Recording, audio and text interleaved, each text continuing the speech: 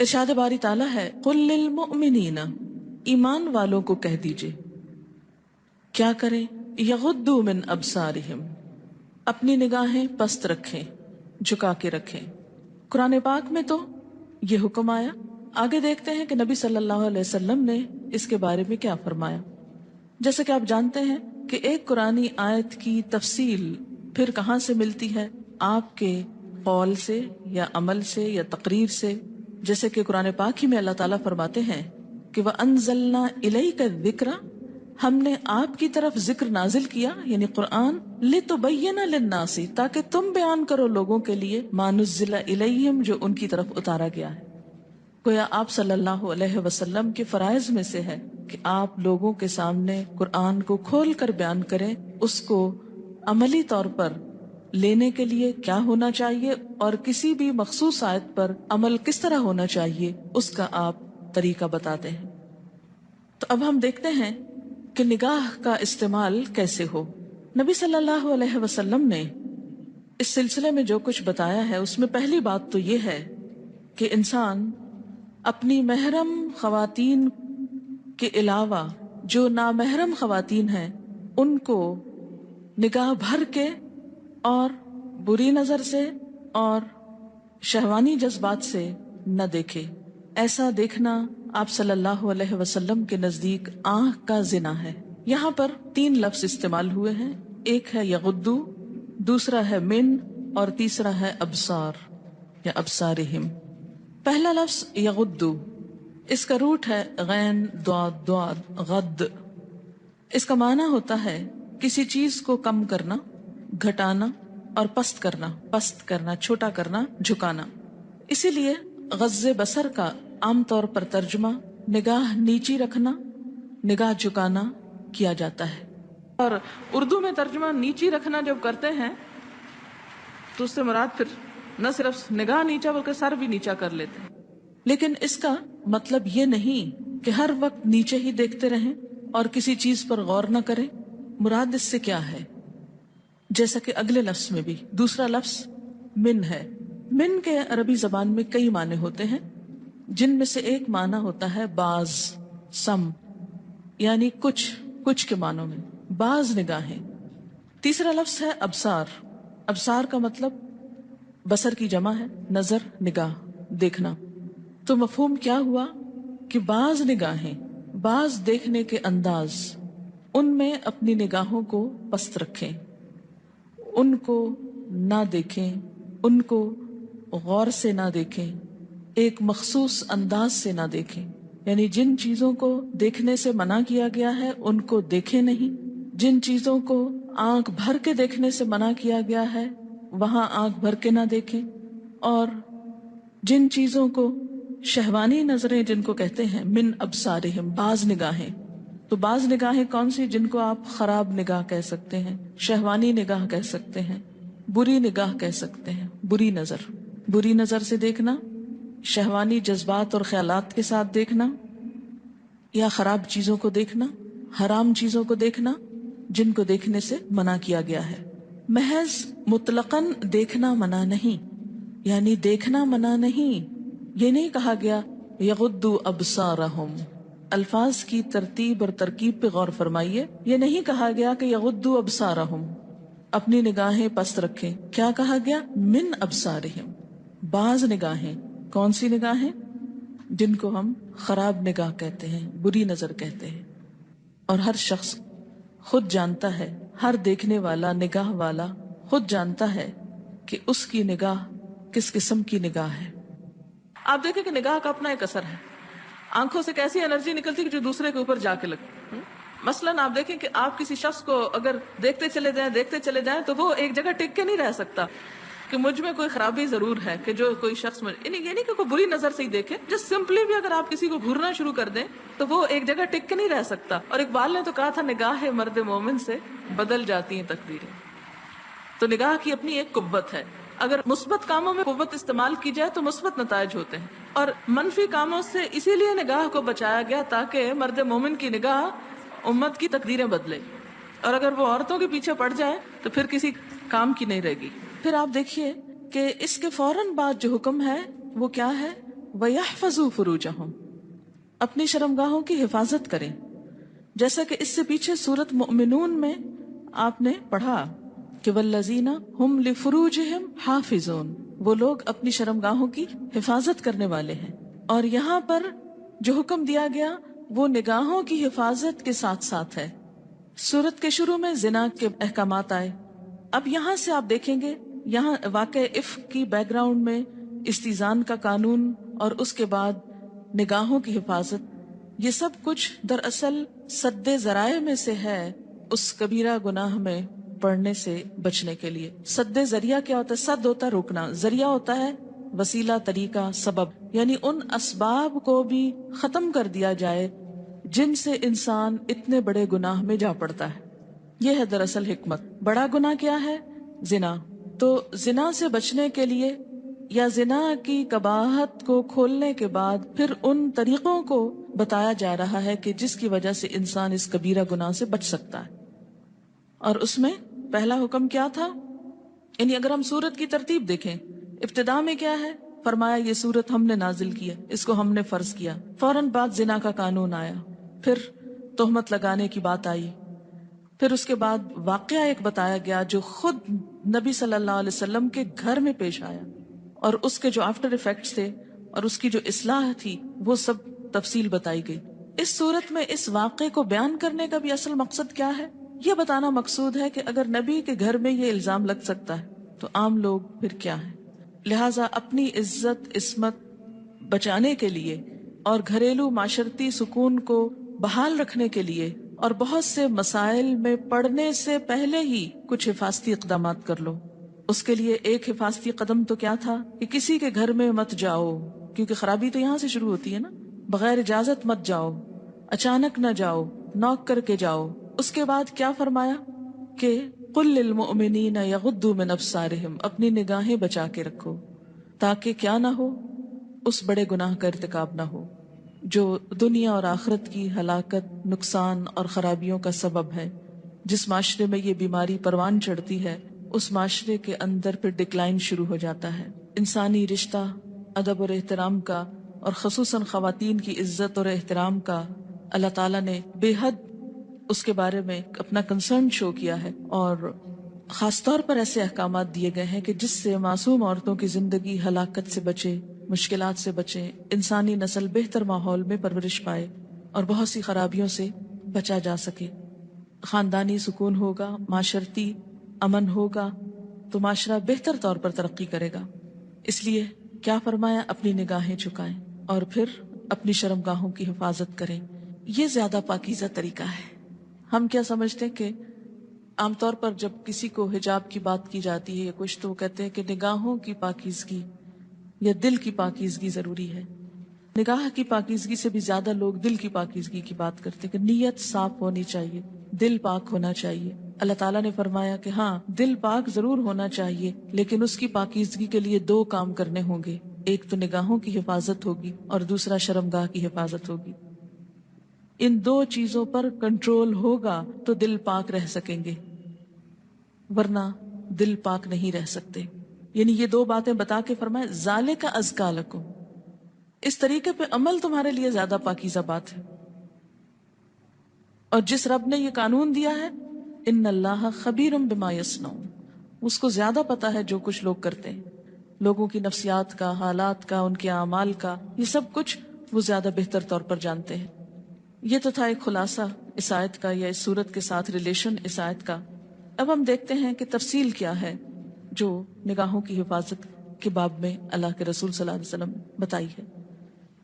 تو پہلی بات کیا ہے کہ جب کوئی شخص اپنی نگاہوں کو غلط طریقے سے استعمال کرتا ہے، شہوانی جذبات کے ساتھ ایک مرد کسی عورت کو دیکھتا ہے تو اس کو اسلام نے نگاہوں کا زنا قرار دیا ہے.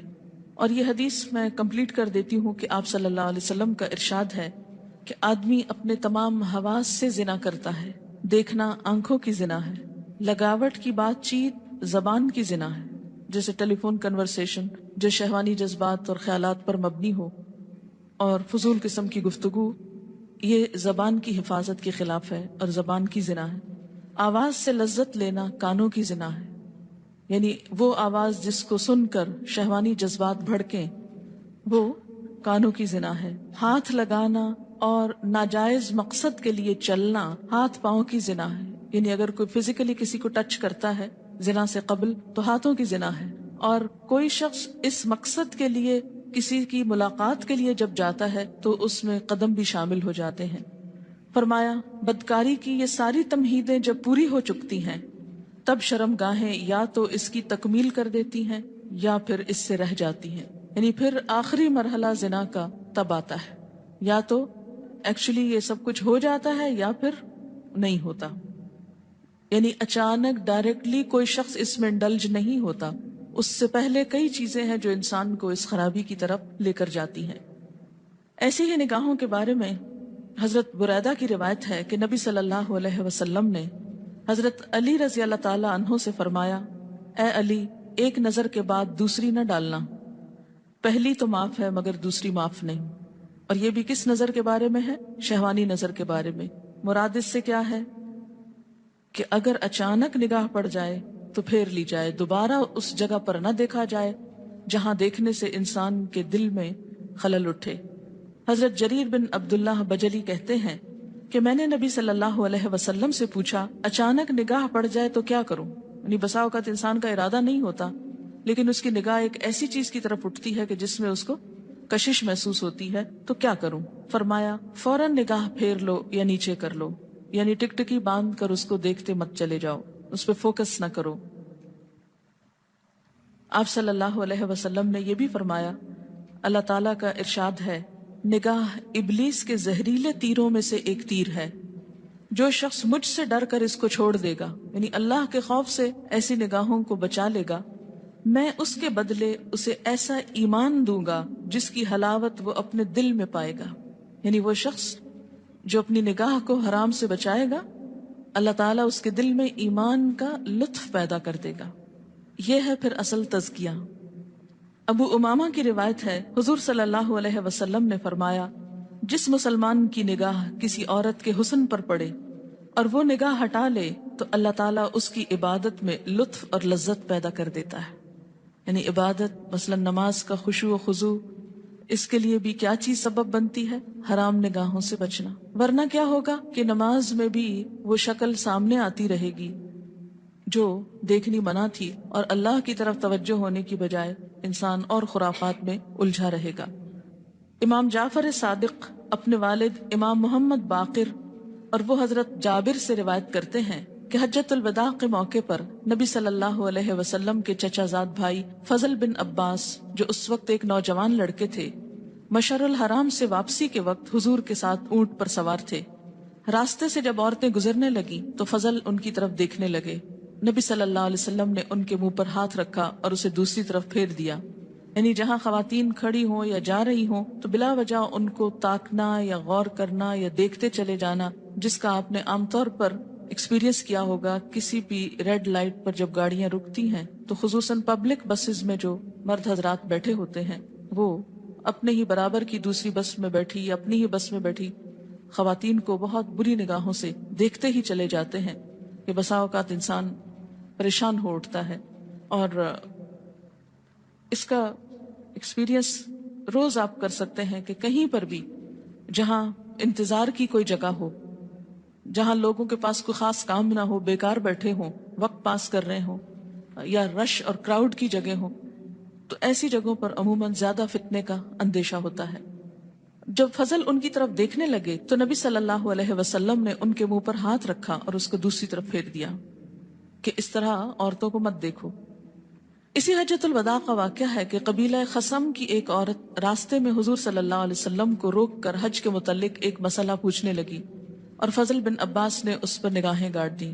بسا اوقات بے دھیانی میں بھی انسان دیکھتا چلا جاتا ہے، ابتدا میں غفلت سے دیکھتا ہے اور ہو سکتا ہے کہ بعد میں وہ غفلت جو ہے ایک اور فتنے کا سبب بن جائے.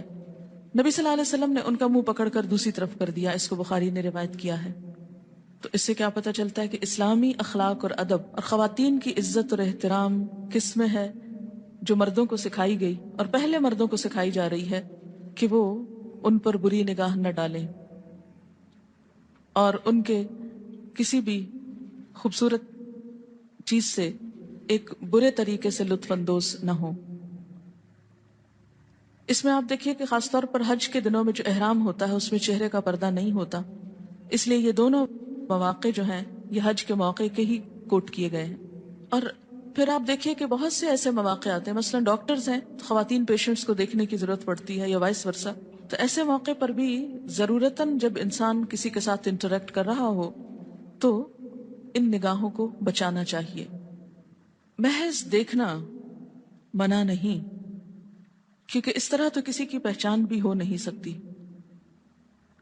مثلاً آپ اگر کسی دکان پر گئے ہیں اور کچھ خریدا ہے اور دکاندار کو آپ نے دیکھا ہی نہیں کہ کون بیچ رہا تھا، یا کوئی شخص آپ کے پاس کوئی چیز لے کر آتا ہے، تو بعد میں اگر دوبارہ اس شخص سے آپ کو واسطہ پڑے، مثلاً آپ کا ڈرائیور ہے، آپ دیکھتے ہی نہیں کہ وہ ہے یا کوئی اور، گاڑی لا کے اس نے کھڑی کی، آپ دھڑ سے بیٹھ گئے اور چل پڑے، کس قدر خطرے کی بات ہے.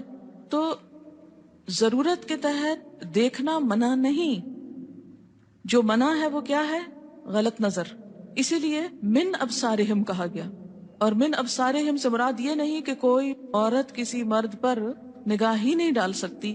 حضرت ام حسین کہتی ہیں کہ میں نے حضور صلی اللہ علیہ وسلم کے ہمراہ حج ادا کیا تو میں نے حضرت اسامہ بن زید اور بلال کو دیکھا کہ ان میں سے ایک نے نبی صلی اللہ علیہ وسلم کی اونٹنی کی مہار پکڑی ہوئی تھی اور دوسرے نے اپنے کپڑے سے آپ پر سایہ کیے ہوئے تھا تاکہ آپ کو گرمی سے بچائے، یہاں تک کہ آپ نے جمرہ عقبہ کو کنکریاں ماری.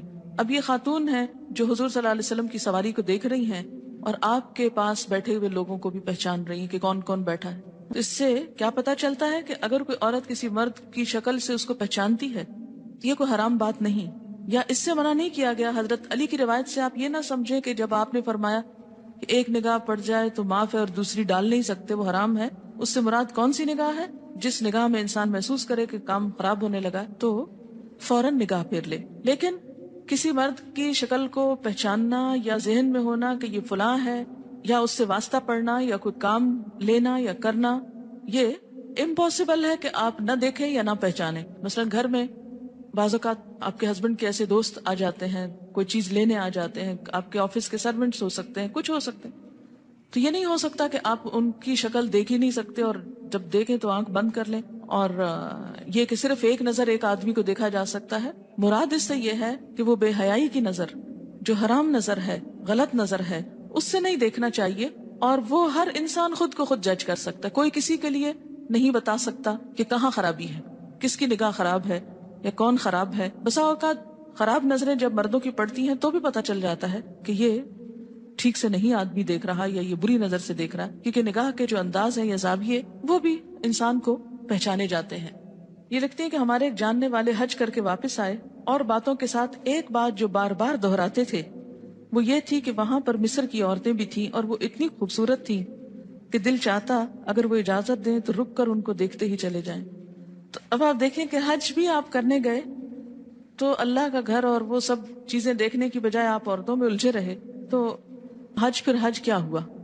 حضرت عائشہ کی روایت آپ کو یاد ہوگی، حجۃ الوداع کے سفر میں ہم لوگ بحالت احرام مکہ کی طرف جا رہے تھے. جب مسافر ہمارے پاس سے گزرتے تو ہم عورتیں اپنے سر سے چادریں کھینچ کر منہ پہ ڈال لیتی اور جب وہ گزر جاتے تو ہم منہ کھول لیتی. غض بصر اس کو کیا کہا جاتا ہے اصطلاح میں؟ غض بصر، غض وہی جو غین داد داد اور بصر آنکھ. غض بصر کا معنی کیا؟ نگاہ جھکانا یا نیچے کرنا، یا گھور کے نہ دیکھ، ٹکٹکی باندھ کے نہ دیکھنا، یا بری نگاہ سے نہ دیکھنا. ایون اگر کوئی بری نگاہ سے نہیں دیکھ رہا تب بھی ٹکٹکی باندھ کر دیکھتے چلے جانا یہ درست نہیں.